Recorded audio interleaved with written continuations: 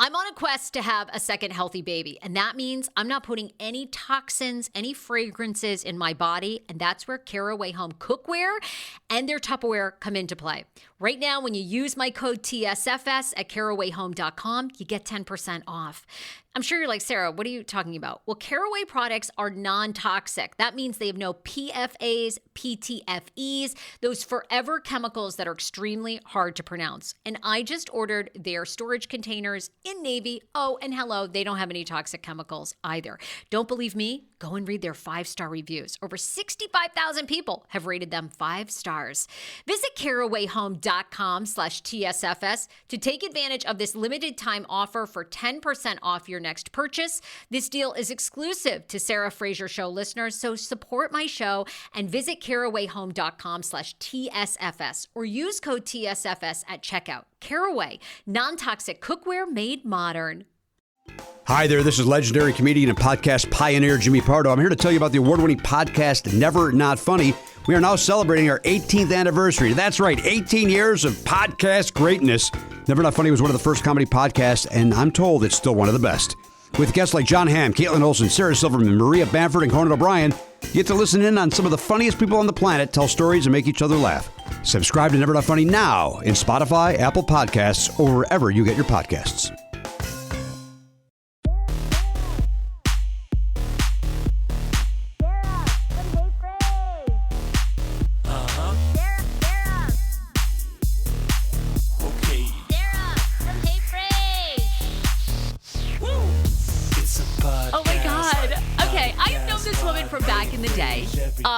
Michael Darby is here, Real Housewives of Potomac. Honestly, you know what? I owe you and Michael the biggest thank you. You know, you guys came and did my live show with Paul Wharton and Sammy K long before the podcast was anything. So I know. I appreciate you. No, it's so funny, Sarah, because I was thinking about that and how much fun that show was and how, you know, yes, we came to your live show, but I have been a fan of you for so long, right? And so imagine for me, it was a full circle moment for me even to come to your live show after listening to you on the radio for so long. You were such a part of my day forever. Well, look, I feel the same about you, and I said this to you before we started, but I'm so proud of you. I mean, did you ever think in your wildest dreams, 8 seasons of a reality show? Like, I mean, you have to give yourself so much credit that you have been on TV, been as popular, survived all these highs and lows. Did you ever think it? That's amazing. Yeah, I think it all the time. I really do. And I'm really thankful to have been here for 8 seasons. It's really not something that I take lightly. And the thing is, I feel like because I am such an oversharer, it feels natural to me to be doing this. Yeah. You know, it feels natural to like talk about the inner workings of my life, to talk about my triumphs, to talk about some of my things I'm working on, my shortcomings, if you will. But, you know, so I just feel like that's why it's been so easy for me. And I really loved it. How is mom life going? You're a mom of boys, Dylan and Dean. You know, I was thinking about this. They're still really little, but do they go to daycare and school? Like, does anyone say anything to them that you are, I don't think people realize this. There really are not famous people in the DMV because, as you know, you've been there a very long time. You grew up there. It's a funny town, right? It's like a lot of people have great stories, but they don't want to be on television. And you all are truly the biggest stars that there, you know, you really are. So do the boys, are they feeling any of that yet? Well, mom life, first of all, is amazing. It's been an adjustment, you know, because I moved into my house, 2 years. It's been a year. I moved into my house in 2020. October 2022. Okay, so it's been a year and some change. So I've been adjusting to that, you know, having 2 little kids every morning, every night. Thankfully, I have a nanny, so she's very helpful. But it's definitely been an adjustment for the gal because Michael is a very hands-on dad. So when we lived together, that was really nice. So I've been working through that. But they do go to school. They go to a Montessori school, and they've been going to Montessori school since Dean was 1.5 years. That's when the school starts. So they're both in it. Dylan's been going since he was 1.5 years too. Dean is about to turn 5. Dylan is about to turn 3. So yeah, they've both been in it for a very long time.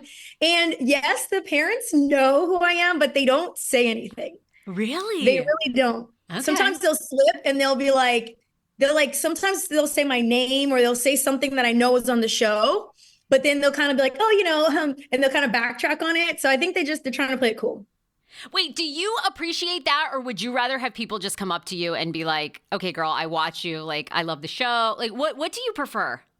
Yeah, I don't know, babe, because I think it would be weird if I knew that, because, I've shared stuff about infidelity. I've shared stuff about my sex life. I've shared a lot on that show, right? So it'd be so weird if my kid's teacher was like, hey, I've watched you on the show since day one. I would be like, oh my gosh, then that means you've seen all the stuff, that I've done in my personal time. So I actually don't know. I think either way, I just have to like accept it. And I just have to assume everybody knows who I am and everybody has seen everything I've done. So. All right. How is dating going in DC? I'm very jealous. I wish that you had been single when I was single, because girl, we would have been like Hot 99 5 stars and TV. Like, we would have been doing everybody. But okay, so how we would have. I would have been having threesomes with you in a heartbeat. I don't know if you would have been having them with me. You would have been like, oh, I'm going downgrade for this girl. But anyway, that would be a great package deal, let me tell you. We'd be rocking it in the DMV. Okay, but DC's a tricky city to date. Like, tell me, how's it going? Oh. Well, I publicly dated someone. So I tried that route. Yes. Before. And that was challenging. Mainly because I never dated another person on TV before. So that was dipping my toe in that pond. Not really for me. But then on the other side, I just don't, it is a very conservative town, but also now I'm a mom. Like, dating as a mother is more challenging, I think, than just dating in the city. Just a whole other variable now. And I have to like balance my time, and even thinking like, more so before I date with other people, I have to think about, what do I want? Do I want to be married again? Do I really like, and what does that come with? Does that come with a man living with me and my children? I know. Do I just want to date casual? So I have to like really think about first what I want. And then the men that I date, like, can they meet the expectations that I have? So, I've been seeing somebody for a couple months. He's just a friend. Okay. But he doesn't want marriage, and he's never been married, and he doesn't want any kids. Okay. And I'm not sure if that is good or bad. Like, I don't know if that's good that he doesn't want children, because I don't think I want any more children.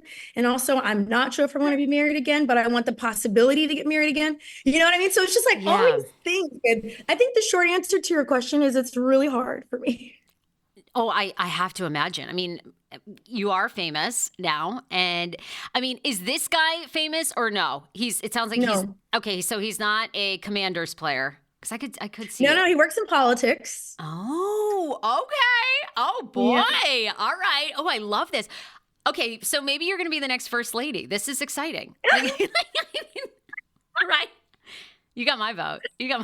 America would be in very good hands if they elected me to be their first lady. Let me tell you, we would all love each other. Everything would be so smooth sailing, Honestly, they would, because I've known you for a long time, and what I respect and love about you is your mindfulness. You're very considerate and kind to everybody of all backgrounds. So actually, I hope you do become first lady. You got my vote. I'll publicly endorse. Yeah, I don't know who this man is. I mean, hopefully he's good too, but I bet. I know. Well, also too, like, I have to think about, if I do date somebody, do I want to even bring them on the show I'm on? Do I want to bring them on Housewives, right? Like, I don't know. That's first of all, do they want to be on the show? Secondly, do I want them on the show? Okay, well, I mean, have you thought about that? Because, I mean, we're wrapping up season 8. We're getting ready for the reunion. I mean, you could be like, you got to make a decision here in the next couple months. Are you ready for that? I know. What's he saying? Sarah, do you see why this is so hard for me? Like, I have to consider all these things. Like, all these balls are flying at my face, just. And so I'm like, gosh, what do I do? What do I catch? Yeah. So I don't know. And I know people really want to see me happy. I appreciate that so much. Yeah. Like, people have watched me. When I first started the show, I'd only been married for a year. So I was a newlywed. I was just so blissfully in love. And then, we've shared all of our issues that we had, all of our ups and downs. And then ultimately, and then the beauty of our children happened. And then ultimately the fact that we were just not compatible to be together long term. So people are really rooting for me, and I really appreciate that. And almost sometimes I feel like I don't want to let people down. Like I know that That's hard. of course, my logical brain is like, but this is your life and you need to be that. But then there's like a little part of me that, because of all the love and the warm wishes that I get, I really just, I want to be a good example for other people out there, and I don't want to let anybody down. No, I feel ya. It's pressure. It's pressure. It's really hard to turn that off and just go with what's actually best for you. It is. Because everybody has an opinion on your life.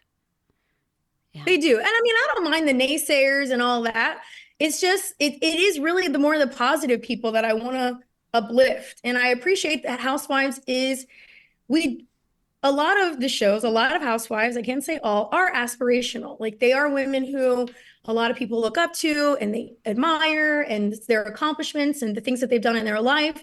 A lot of people want to emulate or, achieve something similar. So I love that part of the show, and I love being a part of that. And at the same time, that's why I do want to be conscious of the decisions that I make, because I do know that there are people who are looking at my situation and saying like, oh, I've gone through something similar, or I'm going through something similar.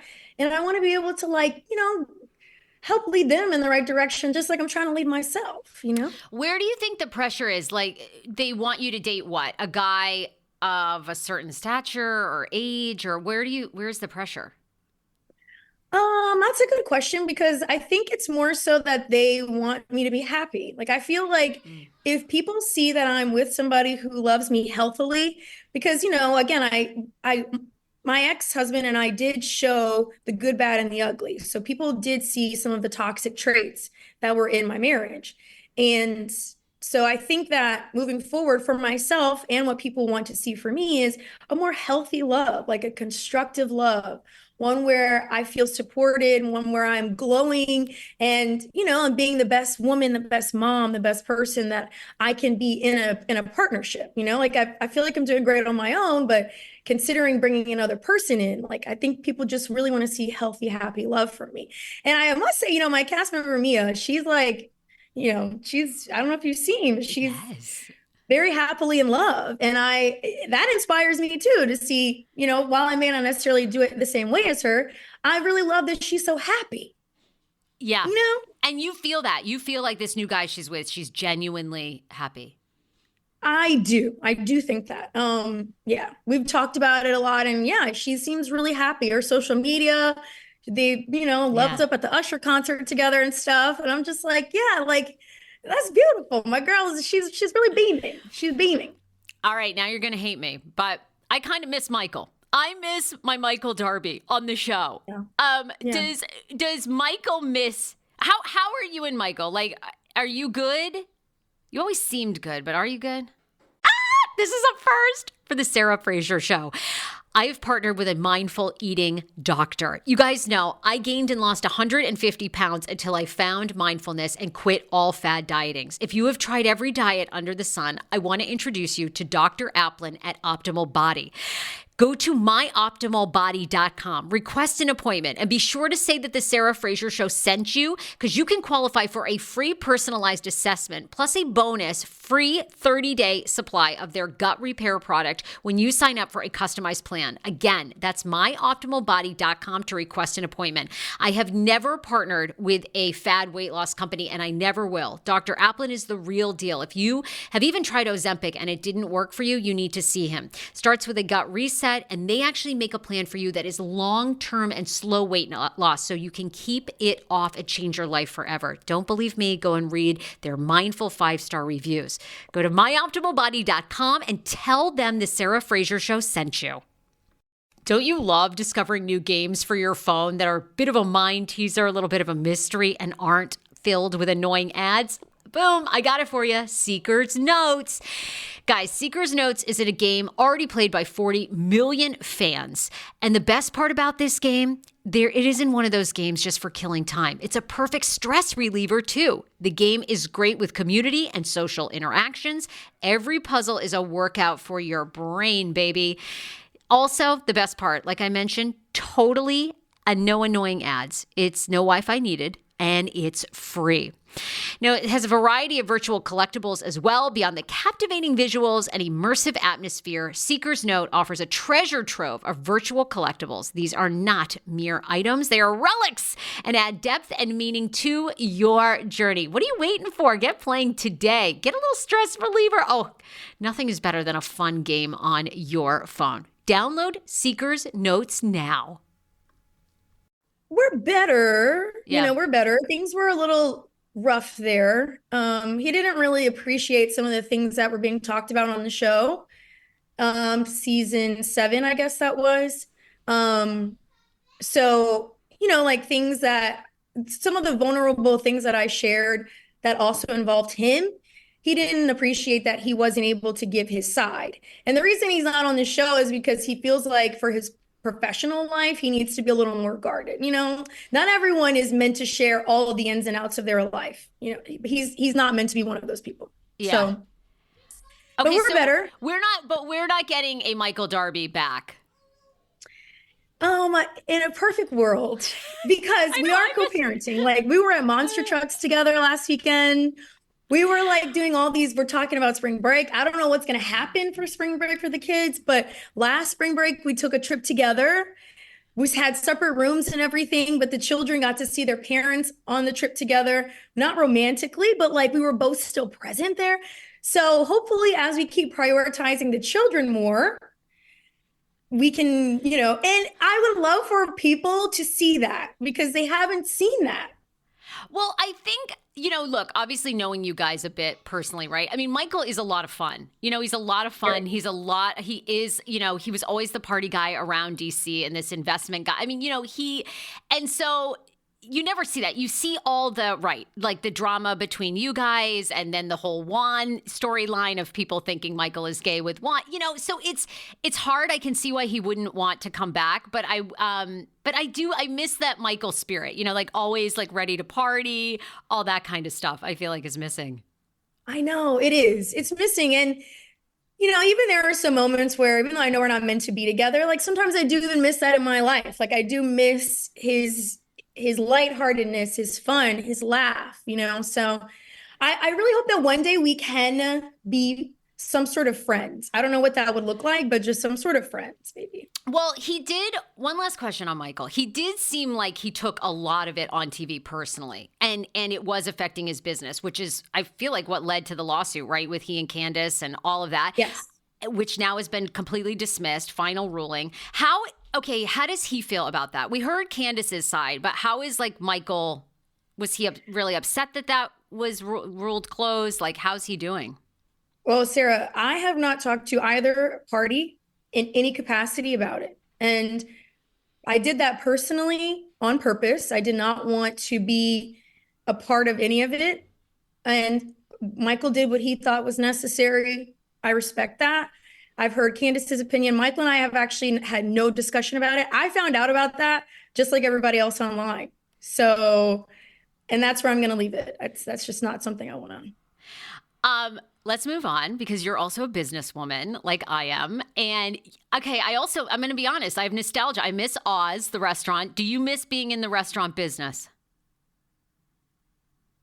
Sometimes I do. There are definitely elements. Yeah, you and I had a really fun brunch together that day. It was so fun. This was actually right when you were starting your podcast and we were talking and we were like saying, oh, this is what I'm going to do. And it was really cool. Yeah. While we were sitting right in the booth, I visualized it right under the Aboriginal painting at Oz.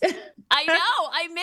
And you guys, that's how you and Michael kind of met, and you were always in the restaurant world. And I know you've always had this kind of wanting to open a yoga studio. I just wondered if there's anything, are you pursuing any businesses? A brick and mortar business is really challenging today, and I really want to spend time with my kids. A business where I have to be there and be in the flesh is going to take time from my children. And I'm going through this weird phase where I'm traveling a lot for work, thankfully. Like I'm hosting shows and I'm, doing all these fun things, going to New York and LA and da-da-da. But the guilt, like even now I'm feeling this overwhelming guilt because I cried this morning because I'm spending so much more time away from my kids. So I love that that's one thing I love about Housewives is that it's really about my life. So I really can be with my kids. And Giselle and I are starting GNA, and that's going to allow me, right now it's actually functioning out of my basement. So I'm here fulfilling orders and answering emails and all that. So thankfully, like when they come home from school, they see me. Good. Love it. So whatever I do, I just don't want, at this point, while they're so young, I really want to spend as much time with them as I can. So nothing brick and mortar at the moment. Remind everyone, GNA with Giselle. You guys, what is it? What are you guys doing? Giselle and we had a mutual issue. Not really. She said, so when I work out, I get very sweaty. Okay. And my vagina, she just releases like the floodgates open. Okay. I don't know what's going on. And it's not like it's like my area, like my pubic bone, just so much sweat. So she and we decided that we were going to create a fitness line, athleisure. And one of the biggest things we're going to work on is pants that prevent the coochie sweat or at least just mask it a little better. And we are going to make sexy, feminine, but flattering athleisure wear. I'm 35. Giselle is a lady in her 50s. So we want it to be women who it can encapsulate the whole age range. I love this. And that could give you a lot of flexibility to work at home. 100%, 100%, at least for a while. Like maybe it'll change in a year or two. Maybe I'll feel a little more comfortable spending time more away from my kids. But yeah, just right now, I like being able to be home. If I do take a trip, it's like a day or two and then I'm home for a week. I really like to have that flexibility because this mom guilt, it's really real. It's so real. Isn't it? It's terrible. And it's so, I feel like it's so biological too, right? It's like this weird yearning, I guess, to when you're away from your child, it's literally like all you think about is getting back to them. Like getting back to them. Are they okay? Even though they're with your partner or, a trusted babysitter. It's such a weird biological feeling, isn't it? I know. I'm with you. It's why I'm building my show so I can have a studio just at my house so I can be with him. It's so hard. I know. And I have so much respect. That's why Giselle gives me a lot of motivation.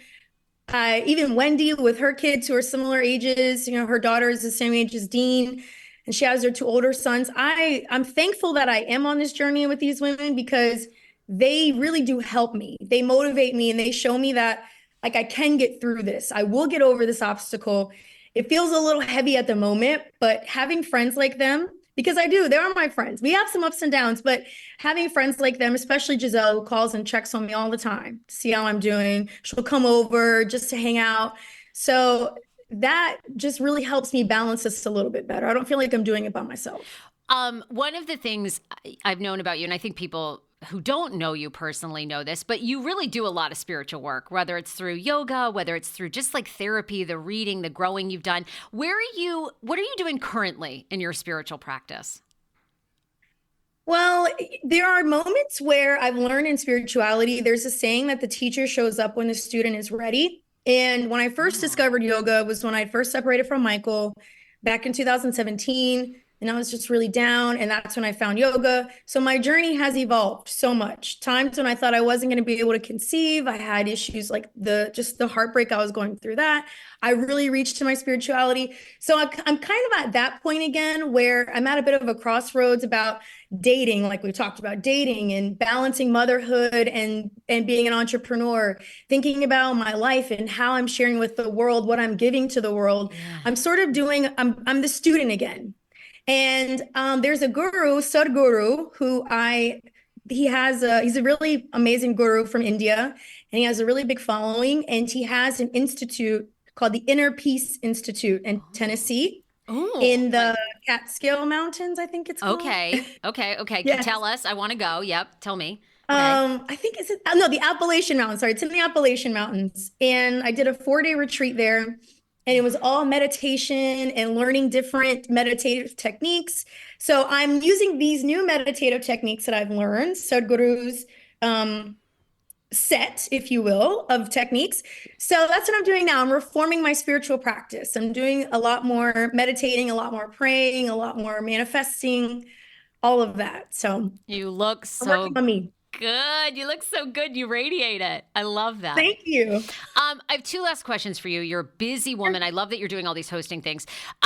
I don't know how much you pay attention to the online chatter, but there is a lot of online chatter that people are not happy with this season of RHOP, and that they feel like you guys are going the way of RHOA, that like something needs to be blown up, that people, what do you think? Do you feel like you think a change needs to happen in the P? I think that the air just first needs to be cleared. And that's what the reunion will be. I think there's just so much stagnant air, which I understand. I hear the fans. I feel it too. I filmed the show, so I felt it too. And we need a little bit more clarification. We need a little bit more of a breeze. Andy Cohen, if there's one thing about him, he's going to shake it up. He's going to air it out. And that's what we really need.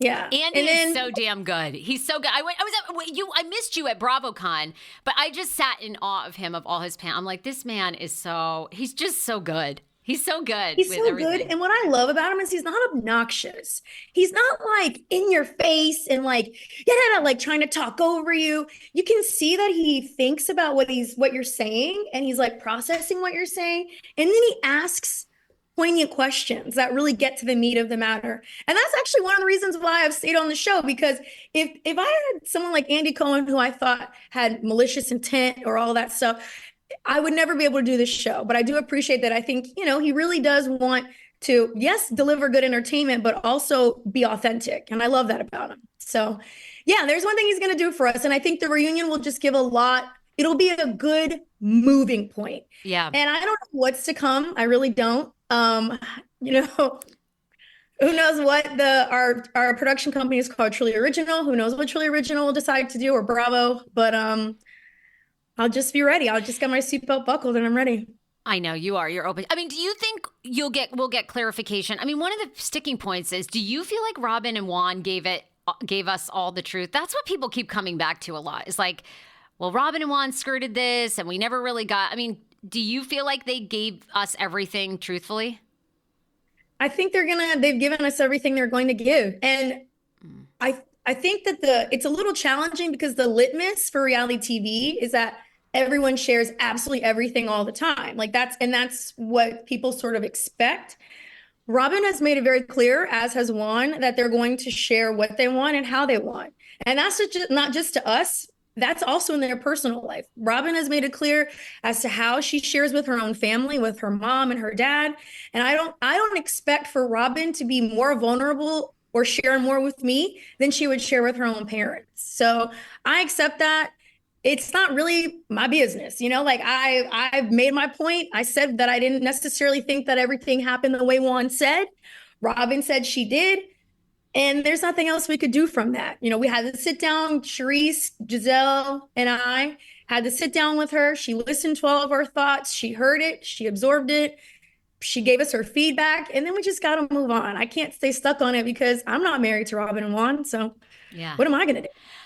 Last question. You and Gizelle are very close. Have you thought about flying to Michigan and having sex with Eminem so he will drop this lawsuit again? Would you be willing? Because, I mean, if I were you and single, I mean, I think I'd put myself up. I'd say, look, ladies, I'm willing to do this. And, you guys have to, you've got to launch my podcast. But I'm willing to go to Detroit and have sex with Eminem so he'll drop the lawsuit of the Reasonably Shady podcast. You're telling me that I should sacrifice my precious goods for the Reasonably Shady podcast? They would be indebted to me for life, okay? Because Eminem would be sprung, okay? He would be pursuing me, all right? So I don't know if I'm going to take all of that on for the Reasonably Shady podcast, And I've said, I think the whole thing is so frivolous. And my issue with it is that the context of I don't even know what shady means when it comes to Eminem. Slim Shady. What does reasonably shady mean? I mean, what is Slim Shady? What does Slim Shady mean? Great. These are all questions. See, this is why I feel like I do feel like Eminem's a little obsessed with you guys. I do, and I would be curious about, maybe I could get with Eminem. I know you're not really into these high profile guys, but I think he might be worth a try. And then, the women would.